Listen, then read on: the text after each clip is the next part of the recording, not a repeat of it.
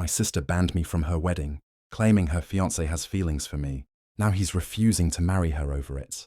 Hello everyone, I'm Michelle 20F, and I would greatly appreciate your feedback. Emily 25F is my older sister and she is expected to marry Jonathan, 25 min between them. Everything appeared to be ideal. We all believed they were meant to be together, and they had been together for years. However, things have just taken a very odd and surprising turn, and now their wedding is in doubt. Why my sister won't let me go to their wedding? Therefore, Jonathan has declined to marry her. Furthermore, Emily thinks Jonathan has feelings for me. I understand how crazy that sounds, but allow me to clarify for background. I don't have a close relationship with either my parents or my sister. I kind of drifted away from them once I started college, but it's not like anything major happened to trigger a fallout. Since I moved out for school, I haven't really spent much time at home. I would usually travel or go to my grandparents' house during spring holidays. Rather than returning home, simply said it seemed like a better alternative than having to cope with the unpleasantness of being at home. The problem is that I'm not at all like my sister or parents. If it makes sense, we've never really clicked. I'm not truly a part of their universe, which is their own. They never seem to understand me. And to be honest, they never made an effort. They would all bond over something I didn't care about. While I was growing up, and it seemed like I was speaking a foreign language, anytime I brought up something I was interested in, they would simply listen, nod, then return the conversation to their own interests. So I gave up trying after a time. But here's what hurts the most. They made no attempt to contact me. As I began to distance myself from them, they seemed to be quite content with me removing myself from their lives, almost as if they were glad to see me go. To be honest, that hurt. Family members should be aware. When one of their own is gradually fading away, but they didn't appear to give a damn. It simply validated my long-held belief that I didn't belong with them. I eventually only went to see them for important occasions, like birthdays and holidays. Even so though, I still felt more like a visitor to their lives. I would arrive, take care of the family business, and then depart. The dialogue was always courteous but superficial. There was no genuine connection, no warmth additionally. Emily and I never shared the strong sisterhood that many siblings do. She has always been the family's golden kid, the one who did everything right, went down the route my parents desired and blended in flawlessly. I was the black sheep, the odd one out.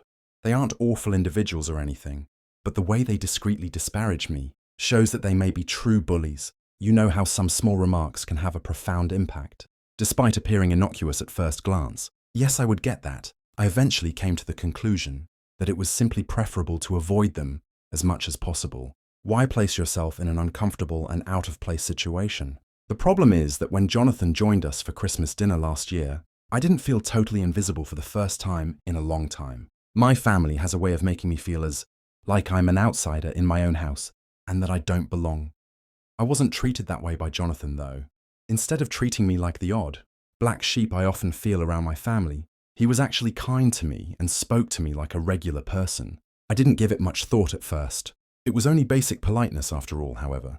Emily was very troubled by this for some reason. It's not as though Jonathan and I were engaging in a meaningful, private discussion. We simply discussed a variety of topics, including travel school, amusing incidents at work, and other everyday topics. However, Emily seemed strange about it right away. I tried to ignore the cold stares she kept giving me during supper. That is, until she addressed me directly later that night. I will always remember that. She said, "I know what you're doing," and drew me aside. "You're attempting to take my boyfriend. Even though you've always been envious of me." To be honest, I was stunned. Steal her man, I mean. Even so, where did that originate? She refused to let it go, even after I told her she was being foolish and laughed it off. She insisted that I was being too nice with Jonathan, and that he was acting strangely around me. It was such a crazy charge that I wasn't even sure how to react. Where the hell was this coming from? Being the center of attention has always been Emily's thing. My folks adore her, she's the ideal person. She's their golden child, so I understand. But saying that I attempted to snatch her fiancé, even for her it was a new low. Like I normally do with her drama, I tried to ignore it. I assume she was simply being insecure or worried for whatever reason, because we're not close anyhow. The problem is that after that night, things became strange amongst us all. I didn't believe Emily could have gotten any farther away. She seemed to be deliberately avoiding me now. Even though we were never close in the first place, she would either act as though she couldn't be bothered, or give me one-word responses if I tried to speak with her. She would be glued to Jonathan's side during family get-togethers. As if she were claiming her space, it was absurd. Jonathan, however, pretended that nothing had changed. He remained courteous, amiable, and normal in my presence. What truly irritates me, I suppose, is how easily my family seems to agree with Emily. There were subtle clues, but no one ever spoke to me explicitly. Every time Emily and Jonathan were present, my mother would give me these strange stares. My dad, who is generally quite indifferent, began saying more about the value of connections and the necessity of family support. Everything was quite passive-aggressive. My anger increased as I gave it more thought. I've never been the kind to become entangled in the drama of others, much less that of my sister. Why would I suddenly get interested in Emily's fiancé? When we almost ever speak outside of family gatherings, it was illogical. My grandparents informed me of Emily's engagement a few months later. Indeed, I was not even informed that my own sister was getting married. Finding out from my grandparents was a stomach punch, even if I wasn't exactly expecting her to send me a personalized invitation with love and glitter or anything. At this point, the kind that validates your preconceived notions about your family's lack of concern for you. I suppose I'd been clinging to a sliver of hope that, despite the stress and distance, she would still think of me as having been a part of this significant occasion in her life. Hey, we're sisters, right? I thought we may not be close, but I am still her family. That was obviously too much to ask for. Though when I learned about the engagement, I kept quiet to Emily. I initially assumed that she might have forgotten to tell me, or that she was simply preoccupied with wedding preparations. For some reason, I was still giving her the benefit of the doubt. Even though I realized that sounds foolish, I assumed that she would ultimately give me a call, or at the very least send me a last-minute invitation. However, days stretched into weeks and nothing happened. Crickets. Then I got an unexpected call from Emily, since we hadn't actually spoken. Since that strange accusation over Christmas, I must admit that I was taken aback when her name appeared on my phone. I replied, attempting to sound informal, as if my own sister hadn't forgotten me entirely. She broke the news to him after a few awkward minutes of small talk. I'm not inviting you to the wedding. As I tried to take in what she had just said, I became silent for a moment. Even though I wasn't particularly eager to leave or anything, it still hurt to hear her say it out loud. When I asked her why, she gave me the most ridiculous explanation. I don't want you there because Jonathan has feelings for you. It will simply be uncomfortable. I had to laughed aloud indeed. It was unbelievable to me that this was taking place to begin with. Jonathan has no affection for me, and even if he did, I wouldn't have stood up during the ceremony to declare my unwavering love for him. I didn't even want to argue because it was also absurd. I simply hung up after saying, "Have a great wedding and happy marriage." It didn't really matter to me whether or not I was a part of her special day, because I didn't need that turmoil in my life. And to be honest, we weren't close. Emily and I were living in two entirely separate universes, and I had long since accepted this. However, I simply needed to let things out, and perhaps gain some external insight. Am I the only one who thinks this whole thing is crazy? Have any of you had a similar situation? I would appreciate any guidance. Update 1. I need to write this all down while it's still fresh in my head, since yesterday was completely crazy. Emily's rehearsal dinner descended into total mayhem, and I was somehow pulled into the center of it all. My phone started exploding when I was spending a typical Thursday night cuddled up with my laptop, working on an assignment. I chose to ignore it at first. Lately, I've gotten fairly adept at that. However, in less than 10 minutes, I saw that I had 7 missed calls from my dad. My dad doesn't call more than once now. He's the kind that assumes you're busy if you don't respond right away, and will try again later. 7 calls then, there was clearly a problem. He was trembling when I finally answered. He sounded like someone I had never heard before. "Michelle, you must visit the location immediately." Like a broken record, he said. Right now, he just replied, "It's about Jonathan and Emily." When I inquired what was wrong, "Just come, please." His voice was so desperate that I was a little alarmed. But here's the thing. Did they really think that I would just drop everything and rush to their aid after all of the turmoil, allegations and exclusion from the wedding? I told him just that. "Remember, Dad, I'm not attending this wedding." Emily was rather explicit about that. "Michelle, please," he replied. "Jonathan is unwilling to hold the wedding without your presence." I was halted in my tracks by that. My phone beeped with another call, this time for Mom. Before I could comprehend that bomb, she was crying, really crying. When I turned over, she kept saying, "Your sister needs you," as if she had forgotten how they had all treated me. During the previous few months, listening to her cry about sisterly love and family loyalty, when they had been okay without me until things went wrong, was weird. Emily then called in a shambled, hardly comprehensible voice. Jonathan apparently showed up for the rehearsal dinner and asked me right away where I was. He lost it when Emily informed him I wasn't invited. but it was more subdued and disappointed than furious. He declared that he could not marry someone who would treat their own sister in such a manner, in front of their friends, the wedding party, and both families. Recounting it, Emily sobbed into the phone. He claimed that after observing their treatment of me, he couldn't be a member of a family that would reject someone in such a way. I was just like Mum and Dad, he stated, adding that he didn't want to be around such poisonous behavior. If I'm being honest, a significant portion of me felt validated. At last, someone had witnessed what I had endured for years. In fact, someone had spoken up and declared that it was unacceptable. Emily wasn't finished, though. In between sobbing, she began outlining this intricate plan for me to visit the location and explain that there was only a major misunderstanding and that I was the one who decided not to attend the wedding. Claiming that it was entirely my idea, she persisted in repeating, "We can fix this simply. Come and inform Jonathan that you have no intention of attending the wedding. Inform him that you were never left out. Michelle, please. I can't let him go." It was all breathtakingly audacious. It's absurd that after months of me behaving like a man-stealing villain and being told outright that I wasn't allowed to her wedding because her fiancé could be attracted to me, she wanted me to lie in order to keep her connection intact. After making me feel like trash in my own family, I let her cry on the other end of the line for a long time. Without saying anything then, as coolly as I could, I said, "I won't lie to you, Emily. You are now dealing with the repercussions of your decisions. To ignore me and treat me as though I didn't exist, fixing it is not my responsibility, but he'll hear you out." She almost let out a scream. "He believes in you," I answered. "Perhaps he trusts me, because I've never given him a reason not to. Perhaps he has doubts about your true identity, because of anything he perceives in the way you have treated me. In any case, I won't be attending the event, and I won't tell lies to improve your reputation." She was still complaining when I hung up. I then made myself a cup of tea, switched off my phone entirely, and took a seat to truly think about what had just transpired. My phone continued to light up with notifications. Over the course of the following several hours, I examined it and found voicemails from my parents, missed calls from Emily's pals, and texts from relatives I hadn't spoken to in years. The entire family seemed to have banded together to try to coerce me into cleaning up Emily's mess. But what do you know, for the first time in my life, I was very sure that avoiding them was the proper thing to do. Jonathan alone had been able to see through their actions, not because of anything I said or did, but because of how they treated me. He had come to that conclusion, and to be honest, that seemed like the fullest confirmation I could have hoped for.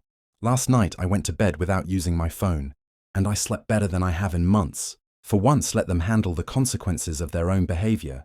I'm done cleaning up other people's crap and being the family scapegoat. My grandparents, who are the only relatives I still communicate with, informed me this morning that Jonathan is not returning calls from Emily or my parents. It seems that he has informed his family that the wedding is final. My parents are working feverishly to contain the damage. Emily is inconsolable, and I'm just sitting here at last, content with my choice to keep my distance. I realize this is lengthy, but I had to say it all. I appreciate all of the comments on my previous post that affirmed my choice to keep my distance from my family. You were okay sometimes. It's best to take a back seat and let others deal with the fallout from their own behavior. Update 2. Many of you inquired about my early years and the reasons behind my prolonged estrangement from my family. Since it's a somewhat weighty story, I didn't delve into it in my first post, but in light of recent events, I believe this is a good moment to explore some of it. The problem is that I suffer from social anxiety. I always had the feeling that something was wrong with me as a child, but I was never able to articulate it. However, my parents were traditionalists who thought mental health conditions were merely pretext. They would frequently say things like, "You need to toughen up," or "You're just being dramatic." They would label me weak or lazy if I ever showed signs of anxiety or a panic attack, as if I was choosing to feel that way. When I look back, I can see a lot of warning signs. I had this big presentation for English class when I was 15. The thought of standing in front of 30 students was a recipe for a social anxiety disorder. I had trouble sleeping the night before, and I felt physically ill the morning of. I begged to stay at home and informed my parents. My father's reaction: "Your nervousness won't cause life to stop. Quit making a huge deal out of everything." I ultimately experienced a severe panic attack in front of the class. My voice began breaking. Some children even started chuckling, and my hands were shaking so much that I was unable to grip my notes. The room seemed to be whirling, but I was unable to go out. Rather than offering consolation, my mother simply remarked, "So you made it through. All that drama was in vain. Everything was made worse by Emily." Who was the ideal sister? She was the student body president, the debate team captain, and pretty much everything else that I couldn't be due to my anxiety. When she had large gatherings of her friends, people would remark that I was the weird sister who never came out of her room. I heard Emily say to her pals once, "Yeah, she's just antisocial. She believes that she is too good to be with anyone." My life changed when I was in college. My first semester was a total meltdown for me. Being away from home, adjusting to new social circumstances, and attempting to balance my anxiety while attending classes became too much to handle. I recall feeling like I was dying while I sat in my dorm room gasping for air. I was almost dragged to the college counseling center by my roommate, who, bless her, saw something was really wrong. The first person who truly listened to me was Dr. Martinez, whom I met there. She didn't urge me to toughen up or minimize my emotions. Rather, she assisted me in comprehending my condition. Dr. Martinez suggested seeing a psychiatrist for a proper diagnosis. After a few sessions, it was like finally giving the monster I'd been battling my entire life a name when I received that diagnosis of social anxiety disorder. It wasn't seeking attention or being dramatic. As my family had always insisted, it was a legitimate ailment. And more significantly, it was treatable. The sessions of treatment opened my eyes. I learned from Dr. Martinez that my family's actions were not only unsupportive, but also purposefully damaging. She gave me advice on setting limits, advocating for myself, and identifying harmful behaviors. At that point, I began to intentionally distance myself from my family. What really bothers me, though, is that my parents totally rejected my diagnosis. When I tried to explain it to them, "These doctors are just trying to make money." By labeling everything a disease, my mother genuinely said, I was merely using big words to justify my antisocial behavior. Emily added, rolling her eyes, I made one final attempt to explain things to them. Last Thanksgiving, before all of this wedding turmoil began, I had prepared an entire speech on social anxiety, complete with research and figures. "Michelle, when are you going to stop making excuses and start living in the real world?" My dad interrupted me mid-sentence. I came to the realization that they would never change at that point. They would never make an effort to comprehend. They had an unchangeable perception of me as the challenging kid, the dramatic one, the problem. And what do you know? It was strangely liberating to realize that. It made it easier for me to cease looking for their understanding or acceptance. In retrospect, I can see how this tendency directly contributed to the wedding scenario. My parents' hasty acceptance of Emily's story without even challenging it, and Emily's rapid leap to believe I was stealing her fiancé. It's all a part of their long-held belief that I'm the one who causes difficulty and should be managed. Jonathan saw right through this. He observed how they handled me, how they minimized my emotions, and how they used me as the blame for everything. And he called it out for what it was, poisonous conduct. In contrast to everyone else in my family's social circle, who simply accepted their own version of reality, I suppose I'm attempting to convey that this wedding drama wasn't an isolated incident, the result of years of family dynamics, in which I was consistently portrayed as the bad guy, the problem child, and the one who needed to be fixed. Perhaps that's why Jonathan's choice feels so righteous to me. Someone else finally noticed what I've been going through for years. Yes, that is the backstory that many of you requested. It clarifies why I'm not in a rush to make repairs right now.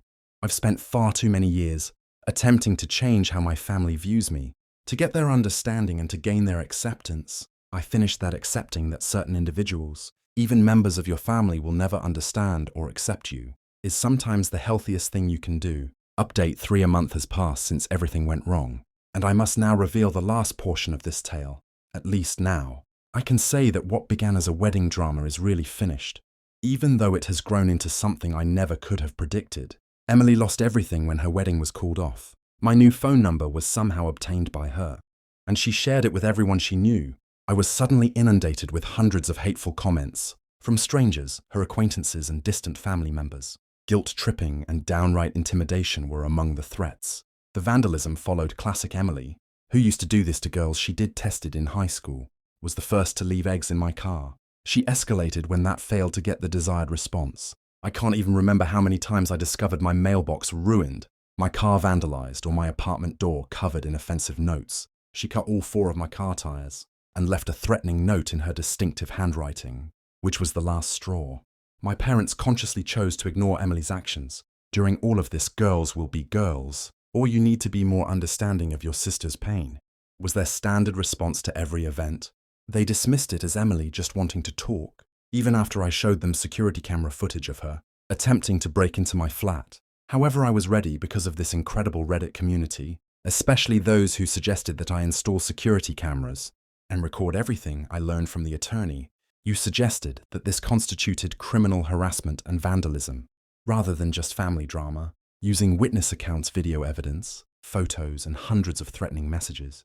We created a solid case. Emily ultimately realized she had gone too far. When my lawyer provided our evidence, along with the cease and desist notice, her attempted break-in was captured on security tape, which was especially damaging. She attempted to bargain through her own attorney, stating that if I dropped everything, she would cover the damages. However, I declined. This was about accountability and penalties, not money. The court case proceeded quickly and decisively. Emily was accused of attempting to break and enter, criminal harassment and vandalism. She was given a permanent restraining order, required therapy, and a 1-year suspended sentence. Given the deliberate nature of her conduct and the substantial evidence of her increasing behavior, the judge was especially severe. My parents' response to the decision was expected. For destroying your sister's life over a few pranks, they accused me of being callous. In fact, they advised me to just move away if I felt unsafe. After I told them that Emily had repeatedly harassed me, damaged my belongings, and attempted to break into my house, I never intended to speak with them again after that. An out-of-court settlement was reached in the civil litigation. In addition to the damages for emotional distress and lost wages, Emily had to pay for all the harm she had caused. Her campaign of harassment on social media has cost me a number of freelancing businesses. More significantly, the settlement included a non-contact clause that prohibits our parents from serving as middlemen or flying monkeys any longer. According to my lawyer, Emily and my parents' concerns about their reputations played a role in the speedy settlement. It turns out that their concern for the opinions of their country club pals is far greater than their concern for doing the right thing normal.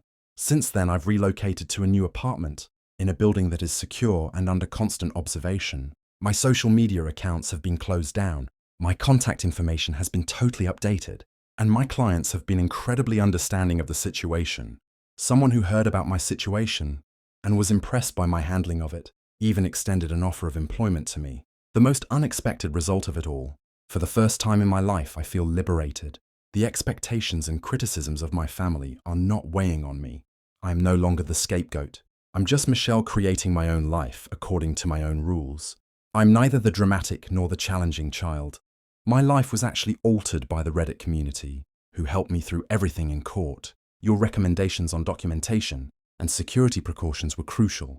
When I started to doubt myself, your encouraging remarks kept me going, and your accounts of similar situations made me understand I wasn't alone. Remember that sharing DNA does not give someone the right to mistreat you. If you're dealing with toxic family members, walking away and letting them deal with the fallout from their actions is sometimes the healthiest course of action.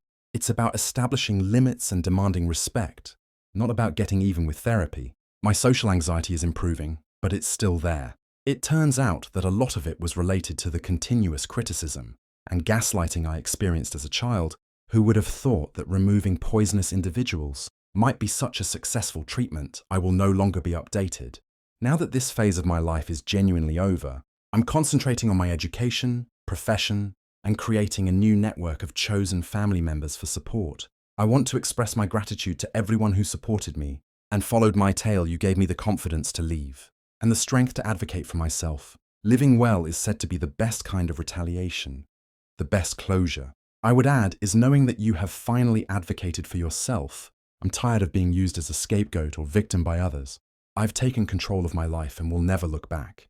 Reddit, thank you for everything and goodbye. Thank you for watching. If you haven't subscribed yet, please do so and hit the notification bell to stay updated with more shocking, real-life stories happening around you.